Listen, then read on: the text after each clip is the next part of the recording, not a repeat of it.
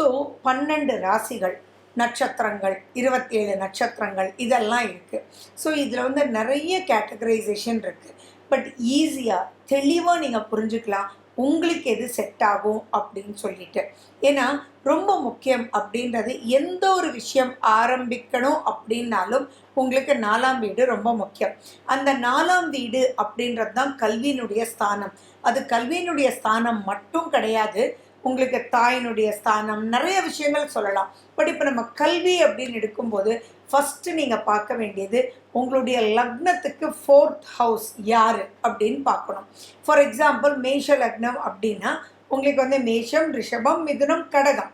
இப்போ வந்து for example சிம்ம லக்னம் அப்படின்றதுன்னா உங்களுக்கு சிம்மம், கன்னி, துலாம், விருச்சிகம். ஸோ இப்போ விருச்சிகத்தில் எந்த கிரகங்கள் இருக்காங்க, 4ஆம் வீட்டினுடைய அதிபதி யார், 4ஆம் வீட்டில் எந்த கிரகங்கள் இருக்காங்க, அந்த கிரகங்கள் எந்த நட்சத்திரத்தில் இருக்காங்க, அந்த கிரகங்கள் வந்து நமக்கு எந்த அளவுக்கு சாதகமாக இருக்குது, எந்த அளவுக்கு பாதகமாக இருக்குது, இப்போ நடக்கக்கூடிய திசை என்ன, புத்தி என்ன, சந்திரன் எப்படி இருக்காங்க, குரு எப்படி இருக்காங்க, புதன் எப்படி இருக்காங்க. சொல்லும் போது நம்ம பெருசாக இருக்கும், but so easy and so simple. ஏன்னா உங்கள் லைஃப்க்கு முக்கியமான டெசிஷன் இதுதான். ஸோ ஒரு காலடி எடுத்து வைக்கும்போது 10th முடிஞ்ச உடனே என்ன கேட்குறீங்க, மேடம் காமர்ஸா என் பொண்ணு, இல்லை பயாலஜியா, இல்லது உங்களுக்கு வந்து இன்ஜினியரிங்கா, மேக்ஸ் சயின்ஸா, சயின்ஸ் மட்டுமா, இல்லை லா படிக்க வைக்கணுமா அப்படின்ற டவுட் வருது இல்லையா. ஸோ அவர் தானே அவர். ஒரு டாக்டர்னா அவருடைய இறுதி மூச்சு வரைக்கும் அவர் டாக்டர், இன்ஜினியர்னா இன்ஜினியர். ஸோ அப்படிப்பட்ட முக்கியமான முடிவுகள் எடுக்கிறதுக்கு இந்த பதிவுகள் உங்களுக்கு ரொம்ப ரொம்ப ரொம்ப ரொம்ப ஹெல்ப்ஃபுல்லாக இருக்கும். ஸோ இப்போ நான் பேசிக் வந்து உங்களுக்கு சொல்லிட்டேன், அந்த பேசிக் என்னென்ன பார்க்கணுன்றதும் சொல்லிட்டேன். நீங்கள் மறுபடியும் கூட நீங்கள் கேட்டு அந்த பேசிக் என்னென்னு ஒரு லிஸ்ட் போட்டு வச்சுக்கோங்க.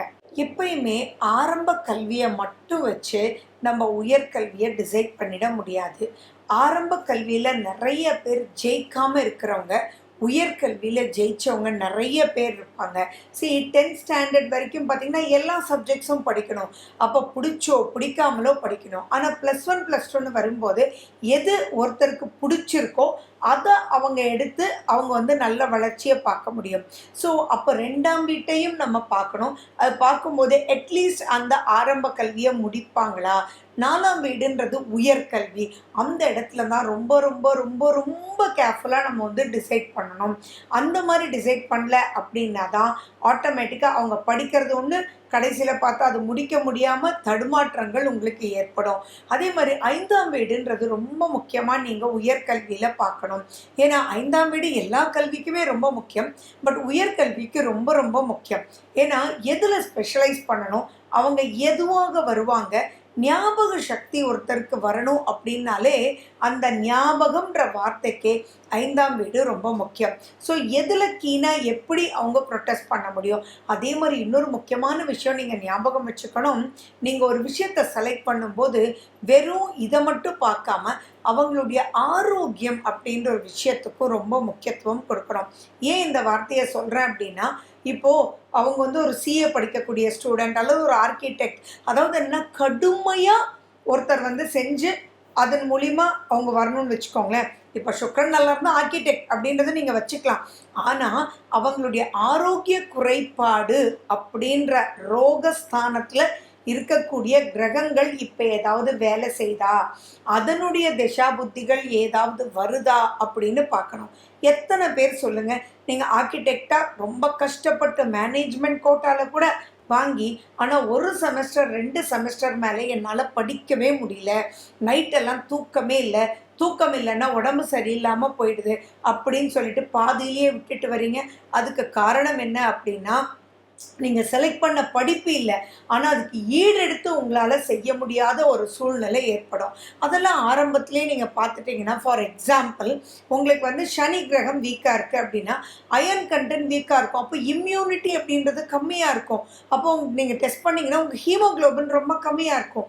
அப்போ நீங்கள் முதல்லையே நீங்கள் வந்து ஜாதகம் பார்க்கும்போது இதெல்லாம் கம்மியாக இருக்கும்னு எந்த ஒரு நல்ல ஜோதிடரும் சொல்லிட முடியும். அவர் சொன்னதுக்கப்புறம் நீங்கள் நம்பாமல் ஒரு பிளட் டெஸ்ட் கூட எடுத்து பார்த்துக்கோங்க.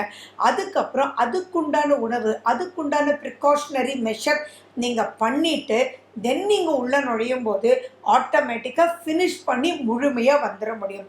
அப்போ புரியுதுங்களா எவ்வளோ விஷயங்கள் இது ஹெல்ப் பண்ணுன்ட்டு. It's not a simple science, it's a fantastic science. Simply எல்லாருமே புரிஞ்சுக்க முடியும். அதுக்குண்டான ஸ்டெப்ஸையும் எடுத்து அதை ஓவர் கம் பண்ணுறதுக்கும் இதில் நிறைய டூல்ஸ் கொடுத்துருக்காங்க. ஸோ படிப்புன்னு வரும்போது ஃபினிஷ் பண்ணுவாங்களான்ற வார்த்தைக்கு அவங்களுடைய மனமும் உடலும் எந்த அளவுக்கு ஒத்துழைக்கும்ன்றதும் நீங்கள் யோசிச்சுட்டு பிறகு நீங்க முடிவு பண்ணணும். ஓகே. மேலும் விவரங்களுக்கு போன் நம்பர் 9842266555.